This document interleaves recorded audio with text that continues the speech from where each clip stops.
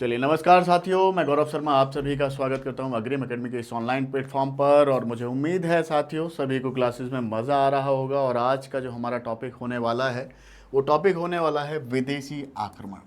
कौन सा? विदेशी आक्रमण।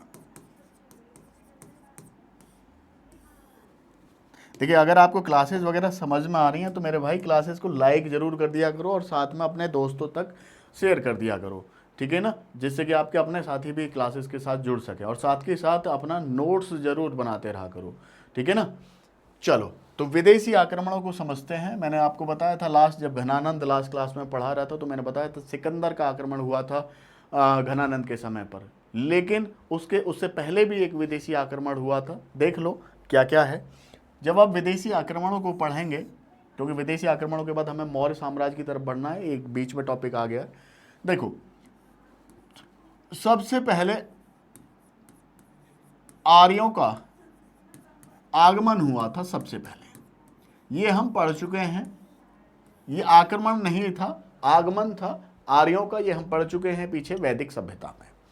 इसके बाद भारत में एक आक्रमण हुआ जिसको आप कहते हैं ईरानी आक्रमण।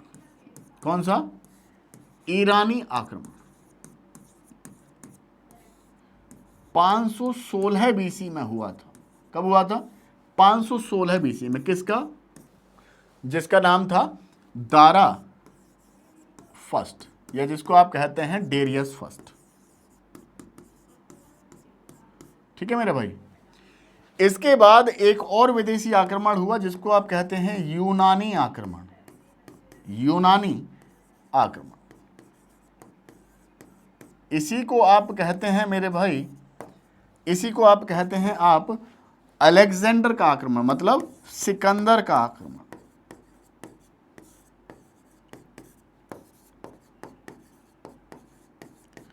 कब हुआ था? 326 बीसी में। तो एक एक करके इनको पढ़ते हैं। आपको पता है आर्यों का आक्रमण तो हमने पढ़ लिया है वैदिक सभ्यता के अंदर। अब हमें पढ़ना है ईरानी आक्रमण और उसके बाद यूनानी आक्रमण। तो पहले हम ईरानी आक्रमण को समझते हैं। तो आइए इधर ईरानी आक्रमण देखो मेरे भाई, समझिए। इसी ईरानी आक्रमण को हम हखमनी आक्रमण भी कहते हैं। इसी को हम पारसी आक्रमण भी कहते हैं। इसी को हम फारसी आक्रमण भी कहते हैं। हकमनी आक्रमण क्यों? क्योंकि इस समय पर जो ईरान में शासन चल रहा था वो हकमनी वंश का चल रहा था। हकमनी वंश का मतलब कहने का जो दारा फर्स्ट था वो हकमनी वंश को बिलोंग करता था। और हकमनी वंश की स्थापना ईरान में किसने की थी? तो राजा कुरूस के द्वारा की गई थी। संस्थापक कौन था? तो संस्थापक था राजा कुरूस, हकमनी वंश का, ठीक है मेरे भाई। अब अटैक कब हुआ था? ये 516 बीसी में। जानकारी कहां से मिलती है इसकी? तो आप जानते हैं इतिहास को दो चीजों से पढ़ा जाता है, दो स्रोतों से पढ़ा जाता है। एक साहित्यिक स्रोत हैं और एक हैं आपके पुरातात्विक स्रोत। तो दोनों स्रोतों से हम जानने का प्रयास करेंगे कि ईरानी आक्रमण की जानकारी आखिर हमें मिलती कहां से है और क्या जानकारी मिलती है, इस पे चर्चा करेंगे।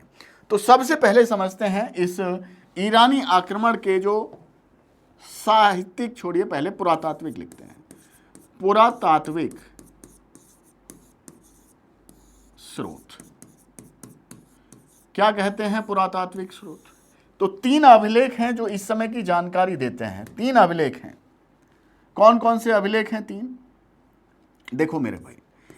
एक का नाम है पर्सी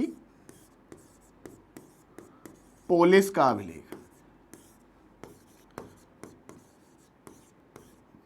पर्सी पोलिस अभिलेख, ठीक है। दूसरे अभिलेख का नाम है बेहिस्तून अभिलेख। बेहिस्तून अभिलेख।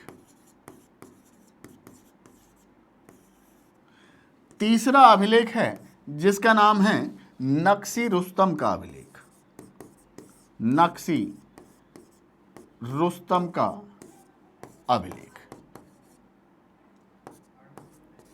नक्शी रुस्तम का अभिलेख। ठीक है मेरे भाई, तो ये 3 अभिलेख हैं, तीनों अभिलेख की जानकारी देते हैं ईरानी आक्रमण की कि 516 बीसी में डेरियस फर्स्ट ने भारत में अपना आक्रमण किया था। किसने? दारा फर्स्ट ने भारत में आक्रमण किया था। साहित्यिक स्रोत की अगर हम बात करें तो साहित्यिक स्रोत क्या कहते हैं? देखो भाई, साहित्यिक स्रोत की अगर हम बात करें तो साहित्यिक स्रोत में एक किताब है जिसका नाम है हिस्टोरिका। किसने लिखी थी? लिखी थी हेरोडोटस ने। किसने लिखी थी? हेरोडोटस। और इसी हेरोडोटस को हम कहते हैं इतिहास का पिता, क्योंकि इसी के द्वारा इतिहास को क्रमानुगत लिखना प्रारंभ किया गया था। मतलब सिस्टमाइज तरीके से, क्रमबद्ध तरीके से लिखना प्रारंभ किया था हेरोडोटस ने किताब को, इतिहास को। तो इसीलिए इतिहास का पिता हेरोडोटस को कहा जाता है। तो इससे भी जानकारी मिलती है हमें किसके? दारा फर्स्ट के भारत आक्रमण की, दारा फर्स्ट के भारत आक्रमण की जानकारी मिलती है। तो 3 अभिलेख तो वो हो गए और एक ये किताब हो गई। इनसे जानकारी मिलती है दारा फर्स्ट के भारत आक्रमण की कि भाई 516 बीसी में दारा फर्स्ट ने भारत में अपना आक्रमण किया था और आक्रमण करने के बाद गांधार और सिंध के क्षेत्र को जीत लिया था। और गांधार और सिंध के इलाके को जीत करके अपने ईरान के साम्राज्य का 20वां छत्रप बनाया था। ठीक है ना? ईरानी साम्राज्य का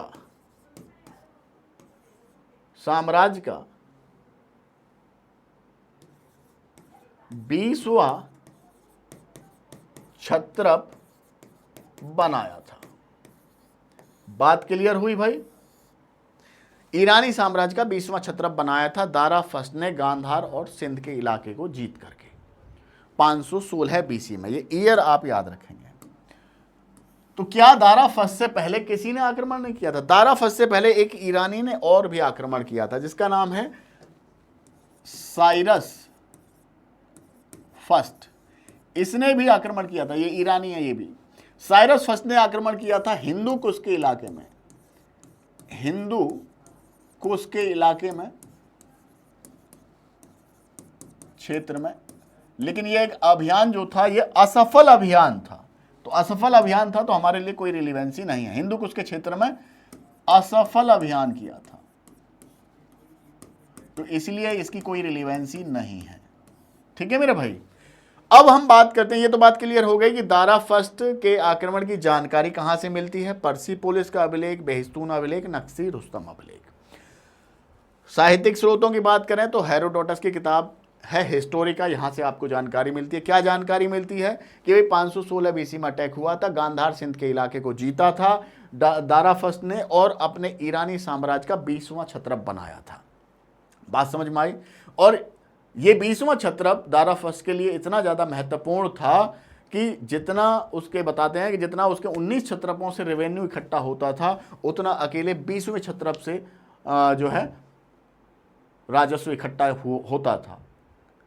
तो आप समझ सकते हैं कि दारा फर्स्ट के लिए कितना महत्वपूर्ण ये क्षेत्र, ये 20वां छत्रप रहा होगा। बात समझ में आया? तो अब इसके बाद हमें समझना है कि इस ईरानी आक्रमण का भारत पर प्रभाव क्या पड़ा, क्या क्या परिवर्तन इसके भारत आने के बाद हुए, क्या क्या परिवर्तन इसके भारत आने के बाद हुए। तो लिखते हैं हम ईरानी आक्रमण के प्रभाव, ईरानी आक्रमण के प्रभाव। ठीक है भाई?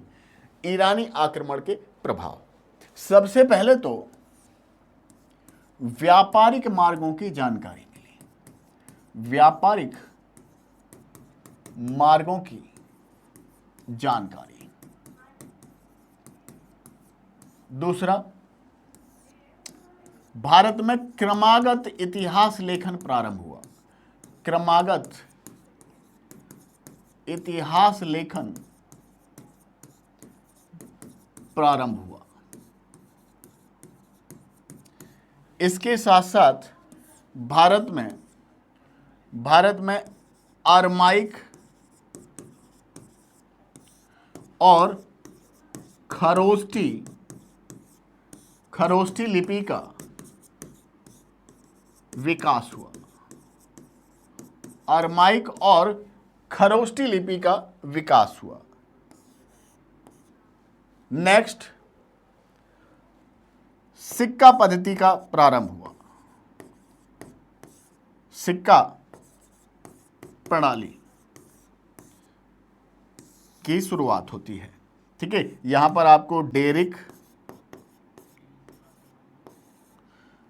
जो कि गोल्ड कॉइन है, और एक सिगलोई है। सिगलोई इस समय का सिल्वर कॉइन है, मतलब रजत कॉइन है, सिल्वर कॉइन है। बात समझ में आ गई। इसके साथ साथ महत्वपूर्ण, भारत में क्षत्रप प्रणाली की शुरुआत हुई थी। भारत में क्षत्रप प्रणाली की शुरुआत हुई थी। इंपॉर्टेंट है। तो ये कुछ प्रभाव आपको ध्यान रखने हैं, ये कुछ परिवर्तन, ये कुछ डेवलपमेंट भारत में ईरानी आक्रमण से हुए थे। ठीक है, तो ये पेपर के लिए आप याद रखेंगे, बढ़िया सा नोट्स बनाते रहिए।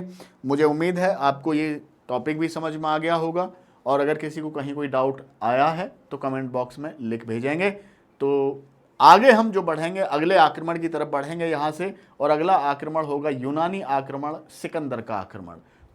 यूनानी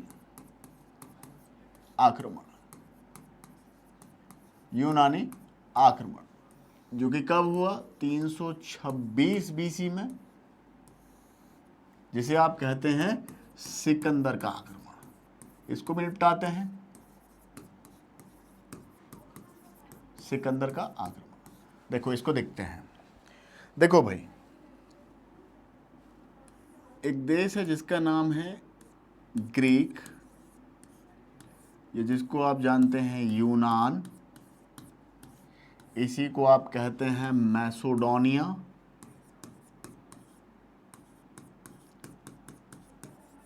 इसी को आप कहते हैं मकदूनिया।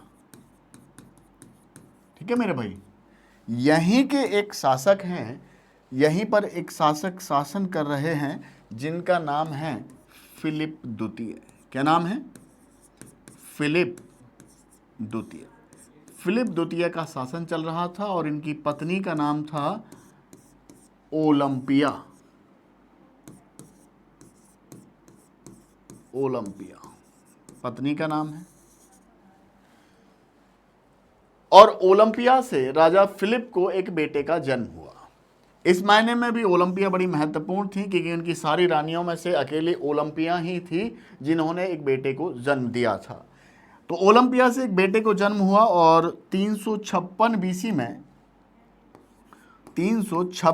बीसी में इस बच्चे का जन्म होता है। कहाँ पर? पेला शहर में ये जन्म होता है। ठीक है जी, पेला शहर में जन्म होता है। पेला कहाँ पर? पेला मकदूनिया।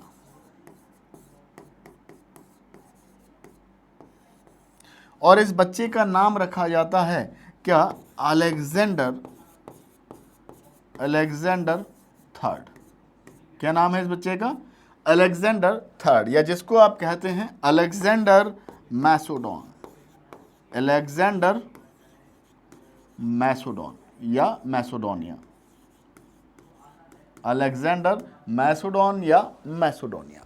ठीक है मेरे भाई, आगे ध्यान देंगे। सिकंदर, जिसको हम अलेक्जेंडर कह रहे हैं, इसी के गुरु का नाम था, गुरु का नाम अरस्तु। ठीक है मेरे भाई। अब होता यह है कि 330 बीसी में जो राजा फिलिप हैं, यूनान के शासक जो राजा फिलिप हैं, राजा फिलिप की उन्हीं की सुरक्षा में लगे एक सैनिक के द्वारा हत्या कर दी जाती है। और जैसे ही उस सोल्जर के द्वारा हत्या की जाती है राजा फिलिप की, तो सिकंदर ये सब देख रहा था। सिकंदर ने तुरंत ही अपने पिता की हत्या का बदला ले लिया और उसके बाद यूनान की कमान मिलती है किसको? अलेक्जेंडर को। और अलेक्जेंडर अब यूनान का शासक बनने के बाद अपने पिता के सपने को साकार करने की दिशा में आगे बढ़ता है। अब सपना क्या था पिताजी का? पिताजी का सपना था विश्व फतेह करना। तो उस विश्व फतेह के अभियान पर सिकंदर आगे मुहिम जारी करता है 331 बीसी में। सबसे पहले 331 बीसी में पहला अभियान जारी किया जाता है। कहां पर? ईरान में। और ईरान में इस समय पर शासन चल रहा था मेरे भाई दारा थर्ड का। किसका शासन चल रहा है? दारा थर्ड का। यहीं पर सिकंदर युद्ध लड़ता है दारा थर्ड के साथ, जिसको आप कहते हैं बैटल ऑफ अरावेला। अरावेला का युद्ध। अरावेला का युद्ध। अरावेला का युद्ध लड़ा जाता है किस किस के बीच? Alexander versus Dara third. और इस युद्ध में दारा थर्ड हार जाता है। दारा थर्ड हार जाता है और ईरान के विशाल साम्राज्य पर सिकंदर का कब्जा हो जाता है। इसी के बाद या बैटल ऑफ अरावेला के बाद या बैटल ऑफ अरावेला के युद्ध को जीत लेने के बाद ही सिकंदर को अलेक्जेंडर द ग्रेट कहा गया, सिकंदर महान कहा गया, अलेक्जेंडर द ग्रेट।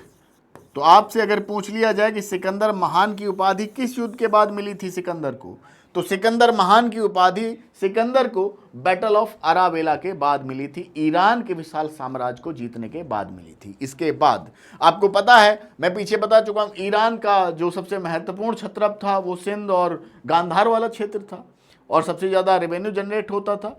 उसी से इम्प्रेस होता है सिकंदर और अगली मुहिम शुरू होती है किधर? भारत की तरफ। तो अब सिकंदर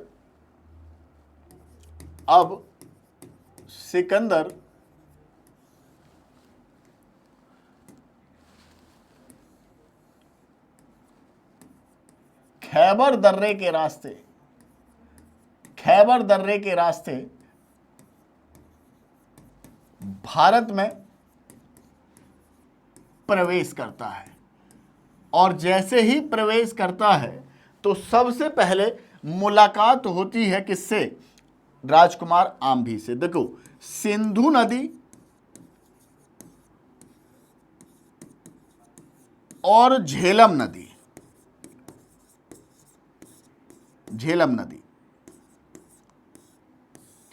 इन दोनों के बीच में साम्राज्य पड़ता था राजकुमार आम्भी का,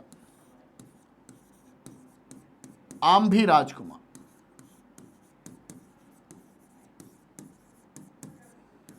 महत्वाकांक्षी था आम्भी राजकुमार, मगध के विशाल साम्राज्य को अपने कब्जे में लाना चाहता था।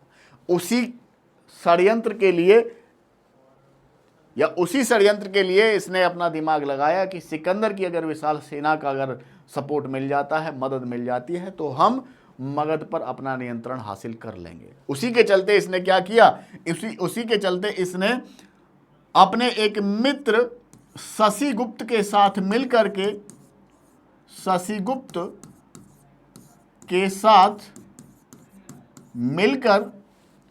आत्मसमर्पण कर दिया जी। किसके सामने? सिकंदर के सामने आत्मसमर्पण कर दिया, सिकंदर के साथ मिल। अब भाई ये तो आम्भी राजकुमार का जो साम्राज्य था वो तो जीत लिया गया। इसके बाद सिकंदर आगे बढ़ता है तो इस झेलम नदी के किनारे एक साम्राज्य था राजा पोरस का। किसका जी? राजा पोरस। राजा पोरस ने सरेंडर नहीं किया। राजा पोरस ने सरेंडर नहीं किया मेरे भाई, और सिकंदर से युद्ध के लिए तैयार हो जाते हैं। तो यहाँ पर सिकंदर के साथ एक युद्ध लड़ा जाता है। राजा पोरस सिकंदर के साथ एक युद्ध लड़ते हैं। आगे लिखते हैं इधर 325 बीसी, 325 बीसी में ये युद्ध लड़ा जाता है, जिसको आप कहते हैं battle of Jhelum. Battle of Jhelum, Jhelum नदी का युद्ध, या बैटल ऑफ हाइडेस्पीस, या बैटल ऑफ हाइडेस्पीस। हाइडेस्पीस का युद्ध किस किस के बीच लड़ा गया? तो अलेक्जेंडर वर्सेस राजा पोरस। और राजा पोरस इस युद्ध में बड़ी वीरता से लड़ते हैं। जाट राजा थे, बहुत वीरता से लड़ते हैं। 6 फुटा शरीर था, बहुत मजबूत शरीर था। तो सिकंदर के साथ बड़ी वीरता के साथ लड़ते हैं और लड़ते हुए पराजित होते हैं। लेकिन इनकी पराजय से सिकंदर बड़ा इंप्रेस हुआ, इनकी वीरता से बड़ा इंप्रेस हुआ। पराजय तो मैटर ही नहीं करती, वीरता से बड़ा इंप्रेस हुआ। तो ध्यान देंगे कि आगे चल करके जब सिकंदर भारत से वापस जाएगा तो इनके इस साम्राज्य को इन्हें वापस दे करके जाएगा। ठीक है ना, कोई दिक्कत नहीं।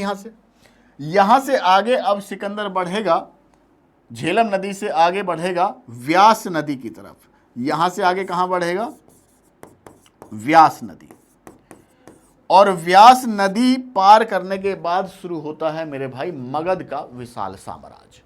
और अगला जो पड़ाव था सिकंदर का वो मगध का विशाल साम्राज्य था। लेकिन सिकंदर की सेना ने इस व्यास नदी को क्रॉस करने से मना कर दिया। उसके पीछे के बड़े कारण थे कि एक तो सिकंदर की सेना, आपको पता है, 331 बीसी से लगातार युद्ध पे युद्ध लड़ रही थी, तो थक चुकी थी और एक बड़ा लंबा समय हो चुका था। जो सोल्जर्स थे वो एक बार वापस अपने घर जाना चाहते थे, अपने परिवारजनों से मिलना चाहते थे और थोड़ा विश्राम करना चाहते थे, थके हुए थे।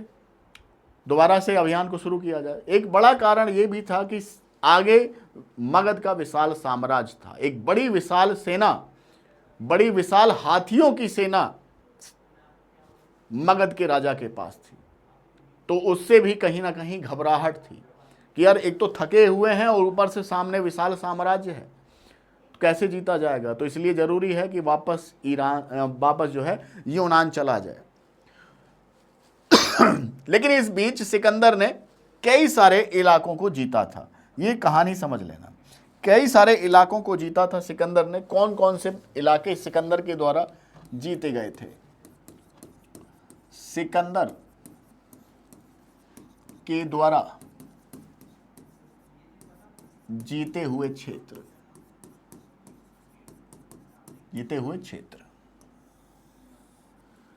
तो भाई सेवी, मालव, क्षुद्रक,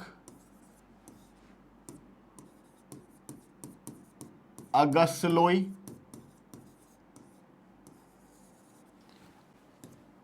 अस्वक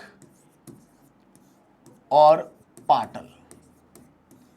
ध्यान देना मेरे भाई, देखो अब इसमें आप जो ध्यान देंगे, जो मालव है, मालव में सिकंदर अभियान करते हुए जख्मी हो गया था। सिकंदर जख्मी हुआ था इस अभियान में, यहां पर सिकंदर जख्मी हुआ, जिसके बाद यहां के समस्त स्त्री पुरुषों को सिकंदर ने मौत के घाट उतरवा दिया था। उसके बाद एक ध्यान रखेंगे, मालव के बाद अस्वक को। अस्वक में क्या ध्यान रखना है? अस्वक के अभियान में सिकंदर के खिलाफ, सिकंदर के विरुद्ध यहां के स्त्री और पुरुष मिलकर लड़े थे, मिलकर लड़े। और सबसे इंपॉर्टेंट अभियान है पाटल। पाटल क्यों इंपॉर्टेंट बता रहा हूं? तो पाटल इसलिए इंपॉर्टेंट है, पेपर में यहां सवाल पूछ लेता है, क्योंकि ये व्यास नदी के बिल्कुल किनारे पर था और यही सिकंदर का अंतिम अभियान था। सिकंदर का अंतिम अभियान था और व्यास नदी क्रॉस करने से अब सिकंदर की सेना मना कर देती है और सिकंदर अब यहां से वापस लौटता है।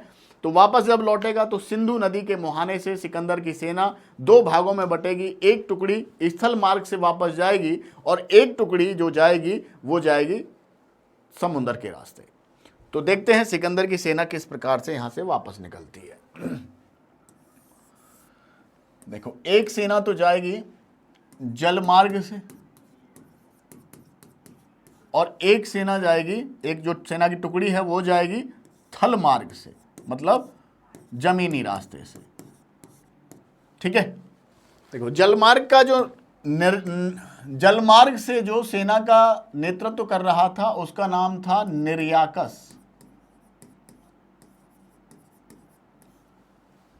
और स्थल मार्ग से जो सेना का नेतृत्व कर रहा था उसका नाम था क्रिटेरस। तो क्रिटेरस के नेतृत्व में स्थल मार्ग से सेना, ठीक है ना, क्रिटेरस के नेतृत्व में यहां से सेना वापस लौट जाती है।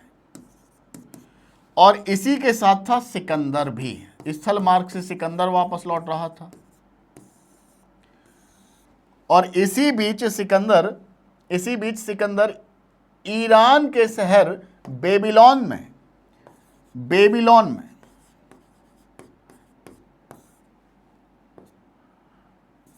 ईरान का शहर था, यहीं पर 323 बीसी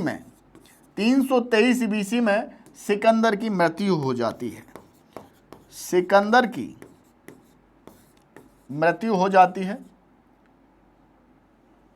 बीमारी के चलते। सिकंदर की मृत्यु बीमारी के चलते 323 बीसी में सिकंदर की मृत्यु हो जाती है। ध्यान रखेंगे, भारत अभियान के दौरान सिकंदर भारत में कुल 19 महीने रुका था। कितने महीने? कुल 19 महीने रुका था। तो भारत में कुल कितने महीने रुका था? तो 19 महीने भारत में रुका था। मेरे भाई ध्यान रखिएगा। अब सवाल यह है कि सिकंदर तो चलो यहां से वापस चला गया, तो इस यूनानी आक्रमण के भारत में क्या प्रभाव पड़े? इस यूनानी आक्रमण के भारत में क्या प्रभाव पड़े, तो उन प्रभावों को हम समझते हैं। ठीक है जी, यूनानी आक्रमण के प्रभाव। यूनानी आक्रमण के प्रभाव, तो क्या क्या प्रभाव पड़े जी? तो ध्यान रखिएगा, क्या क्या ध्यान रखना है। एक तो व्यापारिक मार्गों की जानकारी मिली, जो आगे चल करके व्यापारिक रास्तों के तौर पर इस्तेमाल किए गए। नेक्स्ट,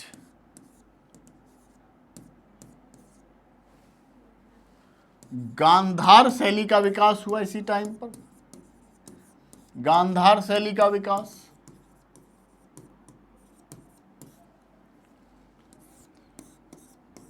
क्रमागत इतिहास लेखन, जबकि ये तो ईरानी आक्रमण से ही शुरू हो चुका है और व्यवस्थित तरीके से ये इतिहास लेखन यहां पे शुरू हो चुका है। एक महत्वपूर्ण आप ध्यान रखेंगे, इस समय पर शहरीकरण की शुरुआत हुई थी। शहरीकरण या नगरीयकरण की शुरुआत, अर्बनाइजेशन की शुरुआत, क्योंकि सिकंदर ने एक तो झेलम नदी के किनारे एक शहर बसाया था, निकैया शहर बसाया था। कहां बसाया था जी? तो ये झेलम नदी के किनारे, झेलम नदी किनारे यहीं पर एक शहर बसाया गया था जिसका नाम था बुकेफुला, ये भी झेलम नदी के किनारे, बुकेफुला।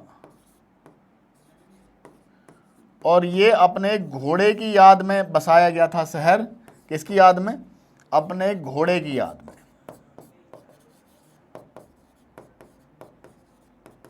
एक शहर सिंधु नदी के किनारे बसाया था, सिंधु नदी किनारे एक शहर बसाया था जिसका नाम था